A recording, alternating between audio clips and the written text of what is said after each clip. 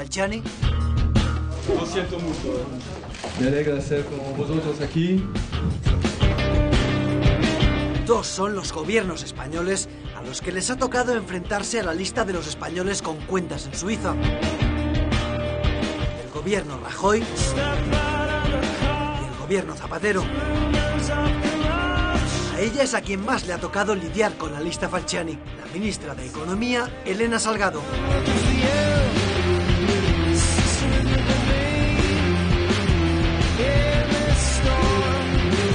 Ahí está, un 23 de mayo de 2010, en una reunión en Bruselas. A su lado, su colega francesa, Christine Lagarde. 24 horas después, Lagarde le envió el mapa del tesoro, la lista Falciani. En 2010 incluso la lista deja de llamarse Falciani, se llama lista Lagarde. Empiezan los franceses a trabajar con la información, a estructurarla, a pasarla a diferentes países, a Grecia, a España en 2010. Desde entonces, el gobierno tiene en su poder los nombres de los 2.694 españoles de la lista Falciani. Salgado debe decidir cómo obligarles a pasar por caja si no lo han hecho. Y tiene dos opciones: por las buenas o por las malas. Por las malas, un defraudador con 1 millón de euros tendría que abonar medio millón por la declaración de la renta que nunca presentó. Hacienda le denunciaría y podría ser condenado a pagar hasta 3 millones de euros de multa. La suma total, 3,5 millones. Y además podría ser condenado hasta a 5 años de cárcel. Por las buenas, el mismo defraudador con ese mismo millón de euros también pagaría medio millón de euros de la declaración jamás entregada. A eso habría que sumar otros 100.000 de multa. Suma total 600.000 euros. Y de denuncias, de cárcel, nada de nada. Esta es la que eligió la ministra. Creo que eligió lo más cómodo. Se les invitó a que pagaran la sanción correspondiente y la multa y no pasó nada. Y en ese momento pues se le perdonó cualquier posible delito. Podía haber cogido a toda esta gente, haberle acusado de delito fiscal y haberle sentado en el banquillo, a todos. Pero no lo hizo. Lo que hizo fue mandarles un requerimiento para que regularizaran voluntariamente. Un requerimiento como este. Bajo el membrete de la agencia tributaria, 2 mensajes. En el primer párrafo, te hemos pillado. Usted ha tenido fondos situados en Suiza en las cuentas del banco HSBC. En el segundo párrafo, tienes que pagar.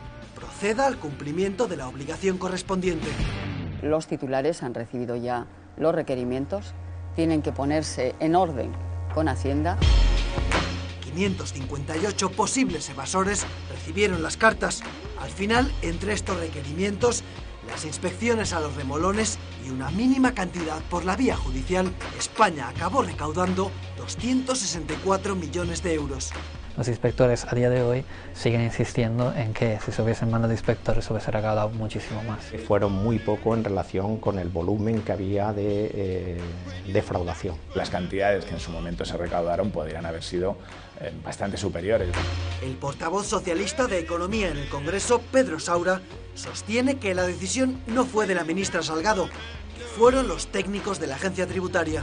Insisto muchísimo en que, es decir, oiga, en aquel momento, en tan poco tiempo, se tomaron unas decisiones por parte de las personas especialistas, inspectores y técnicos de Hacienda que había que tomar.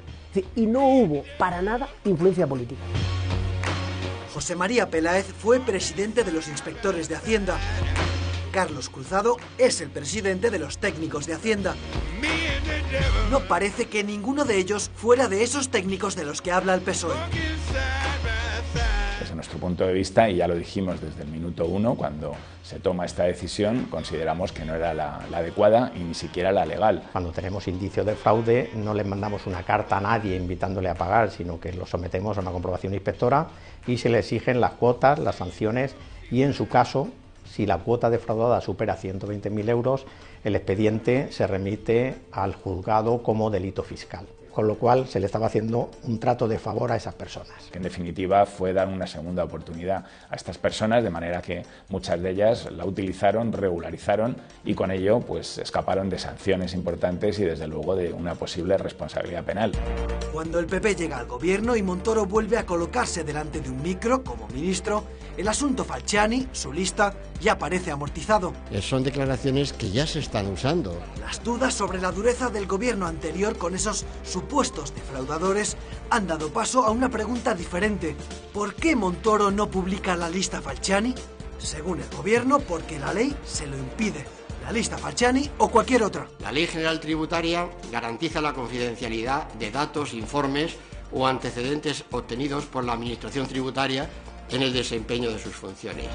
Lo que Montoro ha prometido es modificar esa ley para publicar una lista con los mayores morosos de Hacienda. Cada vez que se le pregunta dice que sí, que lo va a hacer, que está en ello, algún día. ¿Para cuándo aquella tan prometida lista de morosos se va a hacer? Este año. Hacer una lista de personas con su nombre y apellidos y todos sus datos contraviene totalmente la Ley Orgánica de Protección de Datos. Yo creo que es muy importante que los españoles conozcan que este gobierno está muy comprometido en la lucha contra el fraude fiscal y está muy implicado en los organismos internacionales como la OCDE o la Unión Europea para que cada vez existan menos rincones del mundo donde se puedan esconder estos capitales. Ni entonces el gobierno Zapatero, ni ahora el gobierno Rajoy han publicado la lista Falciani. Y solo ahora, tras la revelación de la lista por El Confidencial y La Sexta, Montoro anuncia posibles demandas contra el banco. El gobierno estudia la posibilidad de actuar legalmente contra el HSBC. España tiene esa lista hace años. ¿Por qué ahora se están buscando esas responsabilidades que usted acaba de anunciar y no antes? No, porque estamos enfatizando mucho la lucha contra el fraude fiscal. Pero este gobierno llevan 3 años gobernando, ¿no cree que llegan tarde? ¿Por qué han actuado tan tarde contra el HSBC? Si usted cree que 3 años gobernando. Ya le he dicho lo que hemos hecho. Ministro, disculpe, ¿pero qué ha cambiado respecto a hace un año para hacer precisamente que ha cambiado, que estamos haciéndolo, que estamos desarrollándolo. Lo que veo que ha cambiado es el interés informativo. Muchas gracias. Dice que ahora está estudiando perseguir penalmente al HSBC. Bueno, yo de entrada no me lo creo. No me lo creo porque Montoro es el rey de decir una cosa y hacer otra. Sorprende que esto se haga 5 años después, que ni el anterior gobierno ni hasta este momento se hayan planteado esa posibilidad. La Hacienda española y en concreto el ministro y el Ministerio de Hacienda yo creo que nunca actúan con un ánimo oportunista. Por esa regla de 3 también podría ser oportunista la postura del gobierno de Estados Unidos o del gobierno del Reino Unido.